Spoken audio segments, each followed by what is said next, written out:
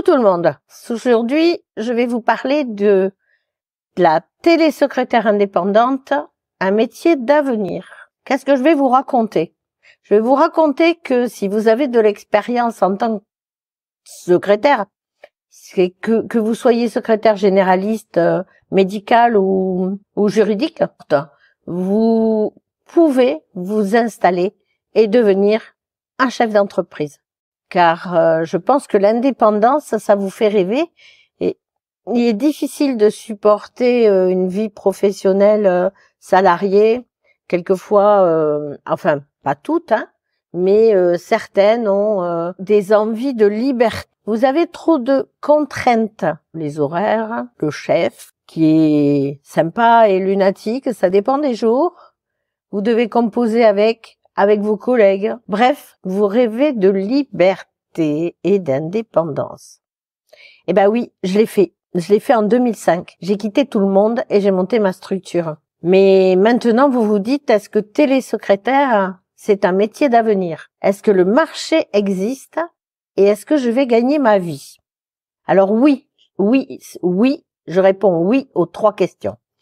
Je suis télésecrétaire indépendante depuis 18 ans. Donc, croyez-vous que je serais restée en indépendance si je n'avais pas gagné ma vie? Donc, les questions que vous vous posez, c'est quels sont les avantages de ce métier de télésecrétaire indépendante?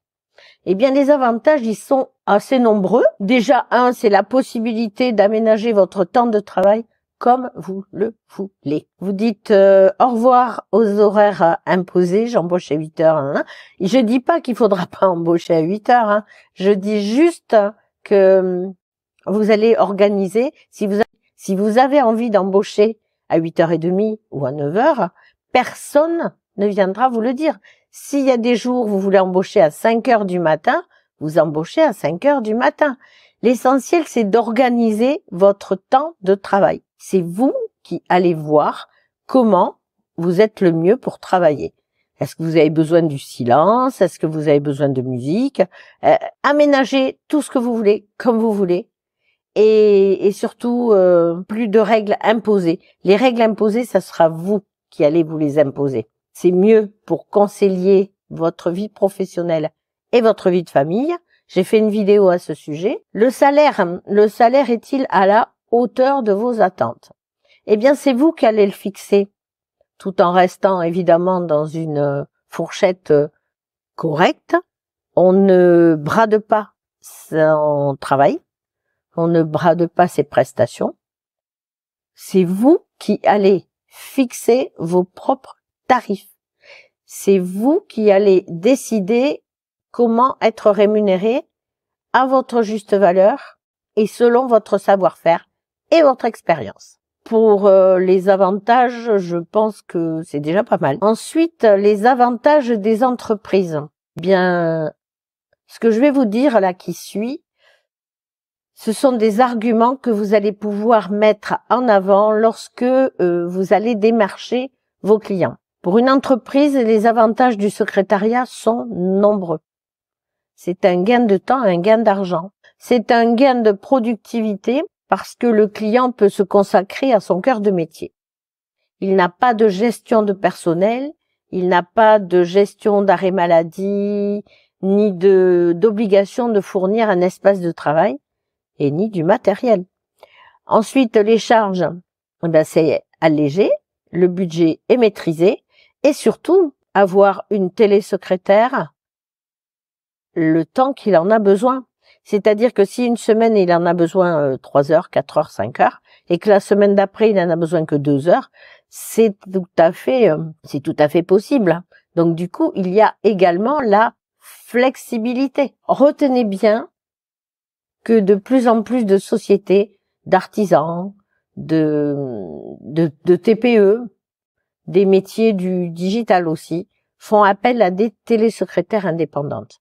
Tout ça pour déléguer leurs tâches administratives, bien sûr, parce que c'est vraiment plus confortable et surtout rentable. Est-ce que c'est un métier d'avenir d'être télésecrétaire indépendante? Vous hésitez, vous avez peur.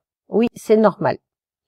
Mais si on prend les chiffres en France en 2021, le nombre d'immatriculations d'entreprises a augmenté de 17% par rapport à 2020. Donc, toute entreprise a besoin de quelqu'un, d'une secrétaire, pour ses tâches administratives.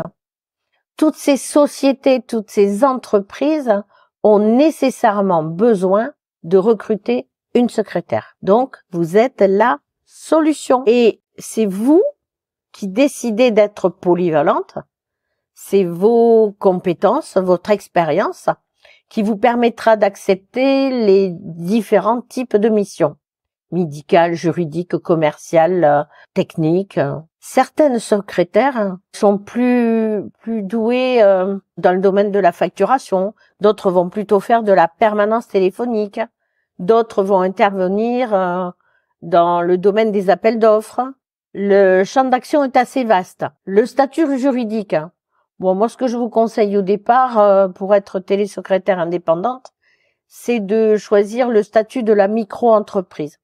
C'est plus facile et d'ailleurs, beaucoup d'entreprises vont gérer avec cette option. C'est la plus choisie. Ceci dit, le statut pourra être remis en question si l'entreprise grandit. Par exemple, pour ma part, j'ai commencé en micro-entreprise ou auto-entrepreneur, c'est le même statut. Et ensuite, quand mon entreprise a grossi, je suis passée à la SARL. Bon, ça, c'est le choix de chacune. On y reviendra dans d'autres vidéos. Mais c'est vraiment une question de choix. Ce domaine d'activité est en plein essor. L'enjeu sera de cibler correctement les clients qui correspondent à vos compétences. Si vous souhaitez vendre des compétences que vous ne connaissez pas à des clients, évidemment, ça ne fonctionnera pas. Ça sera toujours, certaines vont trouver plus facilement que d'autres.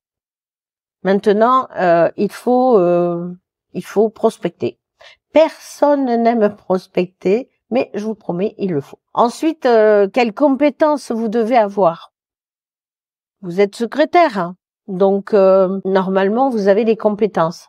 Maintenant, si vous avez juste des compétences d'administratif, mais vendez vos compétences en administratif. Si vous aspirez à faire cette activité, moi je vous conseille. Alors je vous conseille ma formation bien sûr, parce que cette formation je l'ai construite en pensant à tout ce que j'ai galéré sur mon chemin en 2005 pour monter ma structure. Mais j'ai vraiment galéré. Donc, si je peux vous apporter des solutions sur un plateau, évidemment, c'est une formation. Vous pouvez aussi, je vous explique aussi comment gérer un standard téléphonique. Vous pouvez aussi, alors je vous explique pas votre métier de secrétaire, je vous dis juste quelles compétences vous devez avoir. Vous pouvez gérer le courrier, gérer la gestion d'agenda, l'organisation d'événements, de déplacements. Vous pouvez intervenir dans plusieurs secteurs, que ce soit juridique, commercial, le BTP, les professions libérales, hein, le médical bien sûr. Pour ça, il vous faudra connaître les outils bureautiques indispensables. La maîtrise des outils bureautiques et de communication, c'est indispensable pour votre métier. Attention, ce qui est indispensable aussi, c'est une bonne orthographe, une bonne grammaire et une bonne élocution. C'est incontournable. C'est obligatoire. Par contre, après ces compétences, vous devez avoir d'autres compétences ou plutôt qualités pour réussir dans ce métier. Donc moi, ce que je vous conseille, c'est d'être à l'écoute pour comprendre le besoin de votre client, d'être discrète. Alors discrète, évidemment, pas vous cacher sous le bureau, quoi. Hein. Être discrète, la discrétion sur le travail que vous effectuez. La capacité d'adaptation à tous les clients et la résistance au stress. La résistance au stress, ça va avec la capacité d'adaptation. Et puis le sourire, hein. Même si quelqu'un est désagréable, vous devez avoir le sourire. Et le dernier, l'empathie. Et l'empathie. Vous voulez devenir votre propre patronne? Eh bien, moi, je vous dis, rejoignez mon programme de formation, créez votre activité de télésecrétaire indépendante. Abonnez-vous à ma chaîne pour d'autres conseils. Et à bientôt pour une prochaine vidéo où je vous parlerai d'un autre sujet.